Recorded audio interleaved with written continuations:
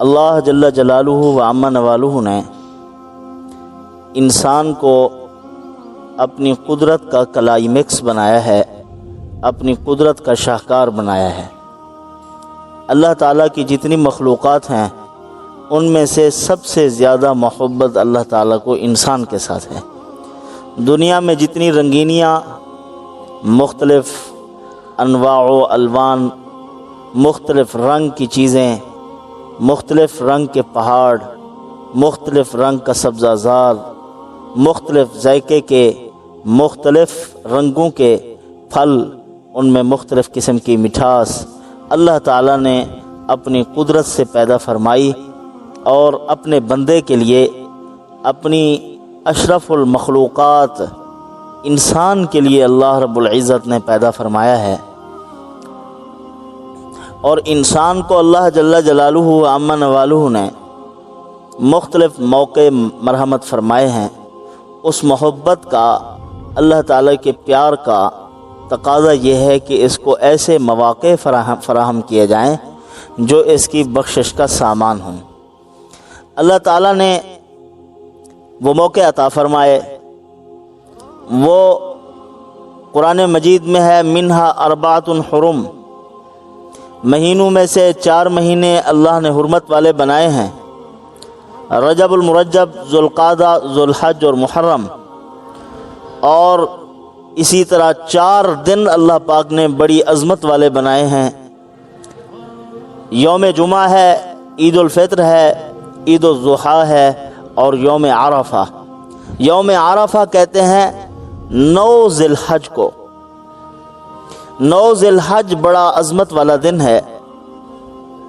فرمایا کہ افضل ایام السنۃ یوم عرفۃ، سال کے بہترین ایام میں سے سب سے بہترین دن، فرمایا کہ وہ یوم عرفہ ہے، 9 ذی الحج کا دن ہے۔ 10 ذی الحجہ کو ہم عید منایا کرتے ہیں۔ تو ایک یہودی نے حضرت امیر المومنین عمر فاروق رضی اللہ تعالی عنہ سے کہا تھا کہ جس دن یہ آیت کریمہ نازل ہوئی، الیوم اکملت لکم دینکم واتممت علیکم نعمتی ورضیت لکم الاسلام دینا، اگر یہ آیت ہماری کتاب میں نازل ہوتی تو ہم اس دن عید منایا کرتے جس دن یہ آیت نازل ہوئی ہے۔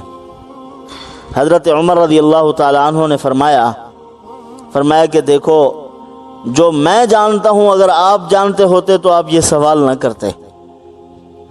اصل میں ہماری عید 9 ذی الحج کو ہے، یوم عرفہ کو، اور 10 ذی الحجہ کو تو ہم ایک رسمی عید منایا کرتے ہیں۔ ہماری عید اصل 9 ذی الحج کو ہے، جس دن یہ آیت کریمہ نازل ہوئی ہے اور ہمارا دین اسلام تمام ہوا ہے، مکمل ہوا ہے۔ حدیث پاک کا مفہوم ہے کہ شیطان کو سب سے زیادہ جس دن ذلت کا سامنا کرنا پڑا، ایک تو وہ بدر کا دن تھا۔ غزوہ بدر میں شیطان کے جو سرغنے تھے، بڑے بڑے سردار، رؤساء، اکابرین، مجرمین، وہ ذلیل و خوار ہوئے ہیں اور قتل ہوئے ہیں، اور وہ ذلت کا دن تھا مشرکین کے لیے اور پوری باطل دنیا اور کافر دنیا کے لیے۔ تو اسی طرح یہ تو ایک دن یوم بدر تھا جس دن وہ ذلیل و رسوا ہوا، پھر ہر سال میں ایک دن آتا ہے جس دن میں سب سے زیادہ شیطان کو ذلت کا سامنا کرنا پڑتا ہے، وہ یوم عرفہ کا دن ہے۔ لوگ مقام عرفات پر جمع ہوتے ہیں اور اللہ تعالیٰ سے توبہ کرتے ہیں، اپنے گناہوں کی بخشش طلب کرتے ہیں۔ اللہ تعالیٰ اپنے بندوں کی مغفرت کا عام اعلان فرماتے ہیں۔ عارفین نے کہا ہے، اگر یوم عرفہ جمعے کے دن آ جائے، یوم عرفہ میں حاجیوں کی بخشش کا تو وعدہ ہی وعدہ ہے، ہر حال میں ان کی بخشش ہوگی، ان کے گناہ معاف ہوں گے۔ جب وہ آئیں گے حج پڑھ کر، حدیث پاک کا مفہوم ہے وہ ایسے ہیں جیسے اپنی ماں کے پیٹ سے بھی نکلے ہوں، گناہوں سے پاک، تو ان کی بخشش یقینی ہے۔ لیکن جو لوگ حج پر نہیں گئے، مشابہت اختیار کرتے ہیں حاجیوں کی، یہ جو ایک مسئلہ ہے کہ قربانی کے ایام میں جس نے قربانی میں حصہ شامل کیا ہے، وہ اپنے گوشت سے یعنی گوشت کھانے تک ایک روزے کی کیفیت میں رہے، ناخن نہ کٹوائے، بال نہ کٹوائے، اس وقت یہ مسئلہ ہے جب لمٹ پوری نہ ہو چکی ہو ان کی۔ اگر لمٹ پوری ہو چکی ہے یعنی 40 دن سے زیادہ ہو رہے ہیں، ناخن بڑے ہو گئے ہیں، تو پھر کاٹنے چاہیے۔ ہاں اگر چھوٹے چھوٹے ہیں، پھر ایام آ گئے ہیں، یہ قربانی کا بکرا اس نے لے لیا ہے، تو پھر اس کے بعد ان کو نہ کاٹے۔ اصل میں حضرت مفتی تقی عثمانی صاحب فرماتے ہیں، ابا جان فرمایا کرتے تھے مفتی شفیع عثمانی صاحب رحمۃ اللہ علیہ، یہ اللہ کی رحمت ہے اس میں کہ جو تم حج پر نہیں جا سکے، تم حاجیوں کی مشابہت اختیار کرو۔ حاجی کے لیے یہ کرنا جائز نہیں ہے، حجامت نہیں بنوا سکتا، ناخن نہیں کٹوا سکتا۔ تو فرمایا کہ اللہ پاک حاجیوں کے ثواب میں تمام امت کو شامل کرنا چاہتے ہیں، یہ اللہ کی وسعت رحمت ہے، اللہ کی رحمت کی وسعت ہے۔ تو بہرحال یوم عرفہ کا دن بڑا بابرکت دن ہے۔ تو فرمایا کہ اگر جمعے کے دن میں آ جائے، عام دنوں میں آ جائے تو اس میں اللہ پاک حاجیوں کی مغفرت فرماتے ہیں۔ اگر جمعے کے دن میں آ جائے تو عارفین فرماتے ہیں، جن کو خدا کی پہچان حاصل ہے، اللہ کی معرفت نصیب ہے، وہ فرماتے ہیں کہ اللہ پاک سارے انسانوں کے گناہوں کی بخشش فرماتے ہیں، مسلمانوں کے۔ تو بہرحال علامہ ابن جارود رحمۃ اللہ علیہ ایک بزرگ گزرے ہیں، یہ یعنی محل استشہاد کے طور پر واقعہ پیش کر رہا ہوں، مثال کے طور پر، جو میں نے کہا ہے کہ ہر سال یوم عرفہ میں شیطان کو ذلت کا سامنا کرنا پڑتا ہے، اس کے لیے ایک واقعہ پیش کر رہا ہوں۔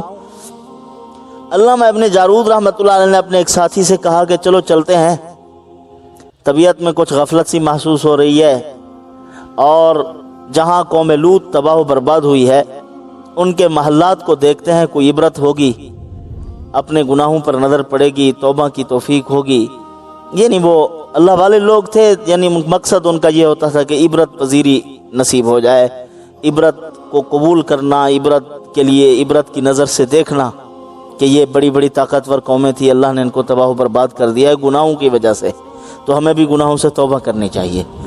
تو بہرحال کہتے ہیں کہ ہم جب وہاں پہنچے تو ہم نے ایک آدمی کو دیکھا کہ وہ گرد و غبار سے اٹا ہوا تھا، اور اس کے کپڑے میلے کچیلے تھے، بکھرے ہوئے بال، بڑی عجیب قسم کی اس کی شکل تھی۔ ہم اس کے قریب گئے تو فرمایا مجھے محسوس ہو رہا تھا کہ یہ ابلیس ہے۔ تو خیر ہم نے پوچھا اس سے کہ آپ کون ہیں، بتلائیں۔ بار بار اصرار کیا تو اس نے بتلایا کہ میں بدنام زمانہ شیطان ہوں۔ تو کہا کہ آج آپ یہاں کیوں بیٹھے ہوئے ہیں؟ کہا کہ میدان عرفات میں مسلمانوں کا ایک بہت بڑا جمع غفیر ہے اور ازدحام کثیر ہے، وہاں لوگ توبہ کر رہے ہیں، اللہ کی رحمت کا سمندر ٹھاٹھے مار رہا ہے اور ان کے گناہ بخشے جا رہے ہیں۔ تو وہاں مجھے ذرا مایوسی ہو رہی تھی کہ میری ساری زندگی کی سرمایہ کاری پر پانی پھر رہا ہے، یہ تو میں نے سارے گناہ کروائے، آج تو ان کے سارے معاف ہو رہے ہیں۔ تو وہ مایوسی کی کیفیت ہو رہی تھی، کچھ ڈپریشن ہو رہی تھی، مجھے کوئی ٹینشن والی کیفیت بن رہی تھی۔ تو وہاں سے میں نے ہجرت کی اور یہاں آ کے بیٹھ گیا، اور یہاں دیکھ رہا ہوں کہ یہ بھی میرے ماننے والے لوگ تھے اور سارے تباہ و برباد ہو گئے ہیں، تو گناہوں کی وجہ سے ذلیل و خوار ہوئے ہیں یہ۔ تو یہاں ان محلات کو، ان اجڑے ہوئے کھنڈرات کو دیکھ کر مجھے ذرا تسلی ہو رہی ہے کہ میری بھی بات ماننے والے لوگ ہیں، گناہوں کی وجہ سے بھی لوگ کچھ برباد اور ہلاک ہوئے ہیں، تو ان کو دیکھ کر تسلی حاصل کر رہا ہوں۔ وہاں ذرا پریشانی ہو رہی تھی کہ اللہ پاک اس قدر رحمت فرما رہے ہیں کہ سارے انسانوں کے گناہوں کی بخشش کا عام اعلان ہو رہا ہے، وہ رحمت مجھ سے دیکھی نہیں جاتی۔ تو عزیزان گرامی، اس سے معلوم ہوا عشرہ ذوالحجہ پورا بابرکت ہے۔ یہ ذوالحج جب چاند نظر آ جائے ذوالحج کا، یہ جو عشرہ ہے یہ بڑا بابرکت ہے، اس کی خاص نمازیں بھی ہیں، خاص اعمال معمولات بھی ہیں، انشاءاللہ وہ ہم آگے بتائیں گے آپ کو۔ بہرحال یہ بابرکت دن ہے، ان قیمتی لمحات کو ضائع نہیں کرنا چاہیے۔ بندے کو چاہیے کہ ایسے مواقع جن میں اللہ نے اپنی خوشنودی کا اور خوشگوار موڈ کا اعلان فرمایا ہے کہ میں ان ایام میں اپنے بندوں کی بخشش کرتا ہوں، بندے کو چاہیے کہ وہ خود اللہ کی رحمت کو تلاش کریں اور ایسے موقعوں کو گنوائے نہ اپنے ہاتھوں سے، بلکہ ان سے خوب فائدہ اٹھایا جائے، اللہ تعالیٰ کی مغفرت اور رحمت کو حاصل کیا جائے۔ وما علینا الا البلاغ۔